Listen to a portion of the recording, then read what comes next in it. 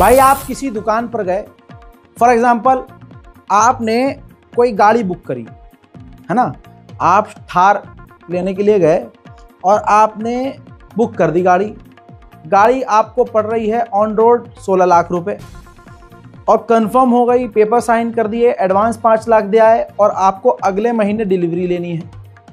अब डिलीवरी हो रही है लेट, अब आप गए शोरूम पर, अब शोरूम वाले बंदे बोलेंगे उस वक्त आपसे कि जी हाँ जी 15-16 लाख की डील थी, लेकिन डिले हो रहा है क्योंकि आगे से गाड़ी अभी आ नहीं रही है, प्रोडक्शन में गाड़ी डिले हो रही है। लेकिन अगर आपको चाहिए गाड़ी, क्योंकि ऑब्वियसली आपको चाहिए, उसके लिए आपको 5 लाख और देने पड़ेंगे। तो मुझे आप ये बताइए, ये धोखा कंज्यूमर के साथ है कि नहीं, कस्टमर के साथ धोखा है कि नहीं? पूरी दुनिया में किसी से पूछ लीजिए, ये धोखा है और खुला धोखा है। ऐसा ही धोखा अमेरिका अंधभक्तों के फांफा को दे रहा है। मोदी सरकार ने जो डील की थी और जो मोदी सरकार का और मोदी जी का भौकाल था, वो बार बार फ्लॉप हो रहा है। भारत को अमेरिका धोखा दे रहा है। भारत के अंधभक्त और बहुसंख्यक समाज जिस तरह से अमेरिका को सराखों पर बिठाता है, उतना ही अमेरिका भारत को धोखा दे रहा है और नुकसान भारत को पहुंचा रहा है। सलाम, नमस्ते, सत श्री अकाल, मैं हूं रजा और आप देख रहे हैं रजाग्राफी का सबसे इंपॉर्टेंट वीडियो, सबसे important update, international prime time report, जिसके अंदर एक ही वीडियो में पूरी दुनिया की तमाम बड़ी खबरें आसान और सिंपल भाषा में मैं आपको बताता हूं। जो मैंने आपको एग्जाम्पल दिया, वो एग्जाम्पल बिल्कुल एग्जैक्ट फिट बैठ रहा है। भारत ने अमेरिका के साथ जो फाइटर जेट के इंजन्स का डील किया था, डील के मुताबिक अब तक भारत को फाइटर जेट के इंजन मिलना शुरू हो जाने चाहिए थे और हमारी एयरफोर्स को मजबूत हो जाना चाहिए था। तेजस और दूसरे फाइटर जेट के इंजन भी भारत ने बड़ी उम्मीद और प्यार से अमेरिका से डील करके लेने का फैसला किया, लेकिन वो डिले हो गया। इतना डिले हो गया कि भारत को स्पेशल टीम अमेरिका भेजनी पड़ी। जब ये अमेरिका पहुंचे हैं तो अमेरिका की उन कंपनियों ने, जो कंपनियां भारत को फाइटर जेट के इंजन बनाकर देने वाली थीं, जो कि अब तक नहीं दे पाई, उन कंपनियों ने भारत से कहा कि अगर आपको फाइटर जेट के इंजन चाहिए और जल्दी चाहिए तो आपको $5 करोड़ और देने पड़ेंगे। $5 करोड़? मजाक चल रहा है? यह हमारे मोदी जी का भौकाल है। अब ये भारत के लिए कितना बड़ा खतरा है, सोचिए। भारत पैसे पहले दे चुका है, अब और रकम मांग ली। ये धोखा नहीं तो क्या है? आप अपने दिल से पूछिए और कमेंट कीजिए, बताइए धोखा नहीं तो क्या है। फिर सवाल उठता है मोदी जी के भौकाल पर, जो कि साफ दिख रहा है कि फर्जी है। अब इससे बड़ा नुकसान क्या हो रहा है? जो हमारी भारतीय वायुसेना है वो कमजोर सी पड़ रही है। क्यों? क्योंकि भारतीय वायुसेना के हेड पहले ही कह चुके हैं और हफ्ते भर पहले रिपोर्ट्स भी आ चुकी हैं कि भारत को एडवांस फाइटर जेट की जरूरत है। भाई, चाइना 5th जनरेशन का फाइटर जेट बना चुका है, 6 पर काम कर रहा है। वही फाइटर जेट 5th जनरेशन का artificial intelligence less top most advance China का फाइटर जेट पाकिस्तान लेने की तैयारी कर रहा है और साथ ही चाइना से फाइटर जेट लेने के साथ साथ वही पाकिस्तान तुर्की के कान सबसे advance fighter jet 5th generation का वो अपने ही मुल्क में तुर्की के साथ मिलकर बनाने की तैयारी कर रहा है। आस पड़ोस के देश चाइना के खतरनाक फाइटर जेट लेकर मजबूत हो रहे हैं और हमारे फाइटर जेट अमेरिका की वजह से लेट हो रहे हैं। ये भारत के लिए धोखा नहीं तो क्या है? लेकिन फिर भी अंधभक्तों से क्या ही कह सकते हैं, वो तो यही चीखते रहेंगे, आएगा तो मोदी ही। वहीं दूसरी तरफ जर्मनी से भारत ने डील कर रही है सबमरीन की। $5 बिलियन की डील है, जिसके मुताबिक 6 सबमरीन एडवांस लेवल की भारत को जर्मनी बना कर देगा। और भाई ये अभी बना कर देगा, ये सालों लग जाएंगे बनाने में। उधर चाइना भारत के लिए मुसीबत बन रहा है, मुंह पे अच्छा और पीठ में पीछे से छुरा घोंप रहा है।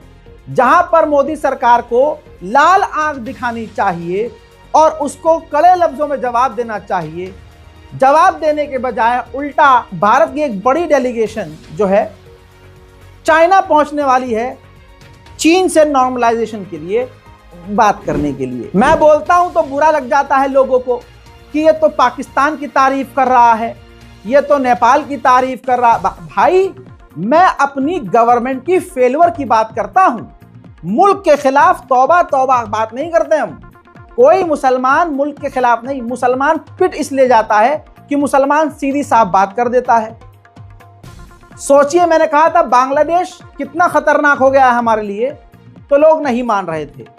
अब पाकिस्तान की आर्मी के अफसरों को, टॉप जनरलों को बांग्लादेश ने, कल बताया था मैंने, आगे की सुनिए, बांग्लादेश ने, यूनुस सरकार ने बांग्लादेश बुलाया और फिर पाकिस्तानी सेना को बांग्लादेश की सेना भारत के खतरनाक सेंट्रल, जो काफी सेंसिटिव जगह है, भारत के लिए इंपॉर्टेंट जगह है, Indian chicken neck Siliguri corridor के बेहद करीब ले गया बांग्लादेश। यानी इधर तो पाकिस्तान चाइना खतरा है ही, अब इधर भी आ जाओ तो बांग्लादेश के एरिया में जो भारत के लिए जगह खास है, वहां पर भी पाकिस्तान की सेना को यूनुस की सरकार ले जाती है। बांग्लादेश के इरादे भारत के लिए सख्त हैं, लेकिन न बांग्लादेश को भारत कोई जवाब दे रहा है, न मोदी सरकार पाकिस्तान के खिलाफ कुछ कर रही है।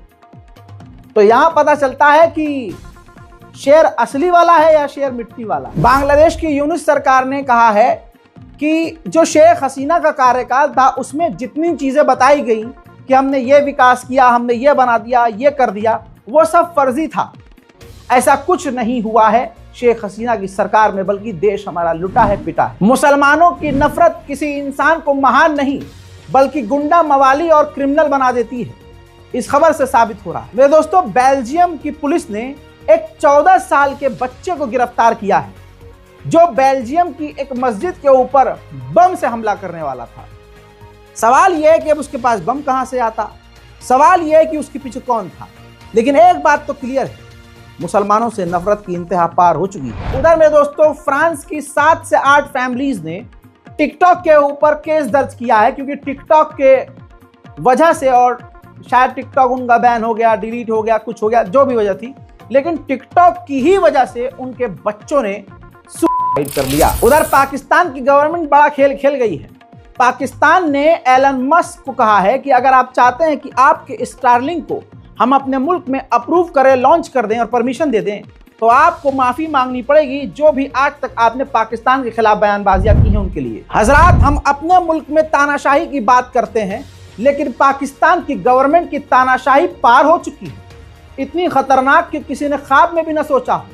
एक बिल लाने वाली है पाकिस्तान की शहबाज शरीफ सरकार, जो कि उम्मीद है कि पास नहीं होगा, लेकिन उस कानून में यह है कि अगर वो बिल पास हो गया तो कानून ऐसा बनेगा कि जो भी पाकिस्तानी सरकार की और सेना की आलोचना, उनके खिलाफ आवाज उठाएगा, तो उसको 20 लाख का जुर्माना और उसके हिसाब से सालों की सजा हो सकती है। वहीं पाकिस्तान के पूर्व प्रधानमंत्री इमरान खान को पहले 14 साल की सजा सुना दी गई। उस बंदे को जेल में सड़ा दिया गया। वो बंदा बातचीत सेना से और सरकार से, इस सरकार से करने को तैयार था, लेकिन जब 14 साल की सजा सुना ही दी तो इमरान खान ने अब कोई भी बातचीत करने से इनकार कर दिया। यह एक ऐसा प्रधानमंत्री है जिसकी जिंदगी को, खानदान को और नाम को खराब करने की पूरी कोशिश की गई।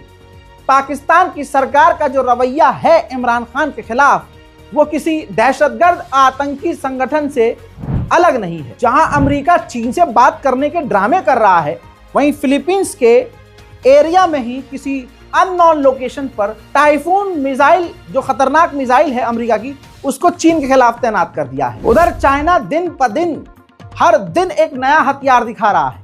अब चाइना ने एक नया ड्रोन दिखाया है जो वो बना रहा है, इस पर काम कर रहा है। मंकी ड्रोन नाम है इसका, जो कि साउंड बैरियर तोड़कर आवाज से 4 गुना तेज दौड़ सकता है। मतलब पलक आप झपका भी नहीं सकोगे, पलक झपक कर वापस आंख खुलेगी और आपके सामने से वो ड्रोन चला भी जाएगा, आपको पता भी नहीं चलेगा। नेटो का चीफ भी चाइना की ताकत का लोहा मान रहा है। नेटो के चीफ ने कहा कि अमेरिका की नेवी से बड़ी, एडवांस और खतरनाक नेवी चाइना की हो चुकी है और चाइना का इंडस्ट्रियल प्रोडक्शन काफी बेहतर और मजबूत और अमेरिका से बेहतर हो चुका है। जो दुनिया के लिए बड़ा खतरा है। उधर तालिबान के सुप्रीम लीडर को बड़ा झटका आईसीसी के प्रोसिक्यूटर ने दिया है। आईसीसी के प्रोसिक्यूटर ने तालिबान के सुप्रीम लीडर हैबतुल्लाह अखुंजादा और अब्दुल हकीम हक्कानी, ये दोनों तस्वीर आपकी स्क्रीन पर, इन दोनों के खिलाफ रिक्वेस्ट की है कि आईसीसी इन दोनों के खिलाफ इंटरनेशनल क्रिमिनल कोर्ट के जरिए जो है ऑफिशियल अरेस्ट वारंट जारी करे। वजह बताई है क्राइम अगेंस्ट जेंडर ग्राउंड, यानी महिलाओं के ऊपर जिस तरह से इन्होंने पाबंदियां लगाकर महिलाओं की जिंदगी अफगानिस्तान में मुश्किल कर दी है, इस वजह से इनके खिलाफ अरेस्ट वारंट जारी होना चाहिए। उधर तुर्की में ये तस्वीर देखिए, जिस रिजॉर्ट में आग लगी, होटल में आग लगी, 80 लोग मारे गए हैं, लेकिन इसके बावजूद उसके आसपास जो दूसरे होटल और रिजॉर्ट हैं वहां पर लगातार टूरिस्ट पहुंच रहे हैं। खबर यह है कि आग लगने के पीछे वजह तो नहीं पता, लेकिन फिर भी तुर्की की पुलिस ने इन्वेस्टिगेशन करके 11 लोगों को गिरफ्तार किया है। अमेरिका के नए विदेश मंत्री मार्को रूबियो पहला दौरा पनामा का करने वाले हैं। जिस पनामा कनाल छीनने की ट्रंप बात कर रहे थे, ट्रंप का विदेश मंत्री पहला दौरा उसी पनामा का करने वाला है। याद होगा कि डोनाल्ड ट्रंप को प्रचार के दौरान गोली भी लगी थी, उन पर हमला भी हुआ था। उस दौरान उनके साथ जो सिक्योरिटी गार्ड था, तस्वीर देखिए जो लाल घेरे में नजर आ रहा है, इसकी वफादारी का इनाम ट्रंप ने दे दिया है। शॉन करन नाम का ये सिक्योरिटी जो बॉडीगार्ड था, इसको अब डोनाल्ड ट्रंप ने अमेरिका के यूएस सीक्रेट सर्विस के डायरेक्टर की पोजीशन दे दी है। एक झटके में जबरदस्त पोजीशन। उधर यूरोप को भी ट्रंप ने बड़ा झटका दिया है। बड़ी खबर है दोस्तों, जल्दी जल्दी बता रहा हूं। यूरोप को इतना तगड़ा झटका कि यूरोप ही कमजोर हो जाएगा।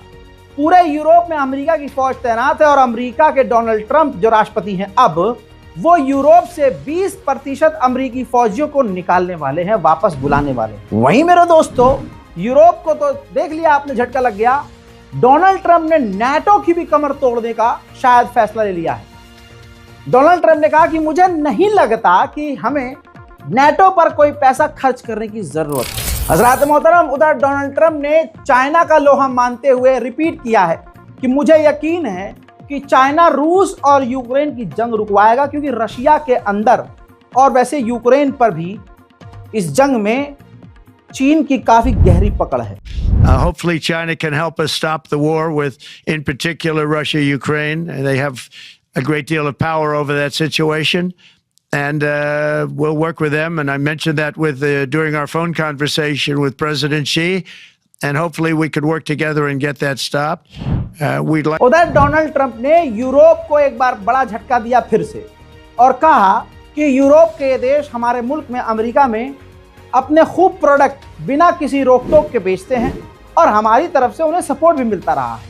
लेकिन यही यूरोप हमारी अमेरिकी कंपनियों अमेजॉन और दूसरे बड़े कंपनियों से करोड़ों रुपया मांगते हैं उनके यहाँ काम करने के लिए। लिहाजा अब हम यूरोप में भी पाबंदियां लगाएंगे और यूरोप की कंपनियों पर भी पाबंदी लगाएंगे। उधर कनाडा ने कहा था कि हम अमेरिका की इन बयानबाजियों से नहीं डरते और अगर ट्रंप ने हमारे खिलाफ कोई एक्शन लिया तो हम अमेरिका को बिजनेस देना बंद कर देंगे, ट्रेड करना थोड़ा कम कर देंगे। तो ट्रंप ने कनाडा को भी झटका देते हुए कहा कि हमें कनाडा से कुछ नहीं चाहिए, हम खुद अपना देख लेंगे। और फिर से रिपीट कर दिया कि कनाडा के पास हमारा ऑफर हमेशा ओपन है। कनाडा जब चाहे हमारा 51वां स्टेट बन सकता है। उधर ट्रंप ने जो बहुत बढ़िया बात कही, पर्सनली जो मुझे बड़ी अच्छी लगी, ट्रंप ने कहा कि मैं, रूस के राष्ट्रपति व्लादिमीर पुतिन और शी जिनपिंग मिलकर दुनिया में जो ओवर परमाणु तैनात हैं उन परमाणु बमों को कम करेंगे। We'd like to see denuclearization. In fact, with President Putin prior to an election result, which was frankly ridiculous, we were talking about denuclearization of our two countries, and China would have come along. China has a much smaller right now nuclear armament than us, or field than us, but they're going to be catching it at some point over the next 4 or 5 years. And I will tell you that President Putin really liked the idea of cutting way back. वहीं Donald Trump ने यह भी इशारा कर दिया है, इशारा क्या, खुला बोल दिया है कि यूक्रेन रूस से डील करने को तैयार है। उधर ग्रीनलैंड ने कह दिया है कि हम अपने लोगों को बचाएंगे, किसी के दबाव में नहीं आएंगे, हमारी जमीन में इतना कुछ है कि हम किसी और के ऊपर डिपेंड नहीं हो सकते और इस इलाके का हम कतर बन सकते हैं। ट्रंप ने आधिकारिक तौर से बताया है मीडिया को इंटरव्यू देते हुए कि रूस के 8 लाख सैनिक इन 2 सालों में यूक्रेन के हाथों मार डाले गए हैं और बहुत जल्द मैं व्लादिमीर पुतिन से मिलने वाला भी हूं। अमेरिका मैक्सिको के खिलाफ आक्रामक रूप अपना चुका है।